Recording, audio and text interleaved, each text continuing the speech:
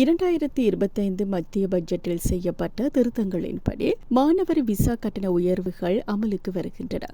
பட்ஜெட்டில் அறிவிக்கப்பட்டபடி பெரும்பாலான விசா விண்ணப்ப கட்டணங்கள் 3% அதிகரிக்கும். அதன்படி துணைப்பிரிவு 500 மாணவர் விசா மற்றும் துணைப்பிரிவு 590 மாணவர் பாதுகாவலர் விசாவிற்கான ஆரம்ப விண்ணப்ப கட்டணம் $1,600 இருந்து $2,000 உயர்த்தப்பட்டிருக்கு.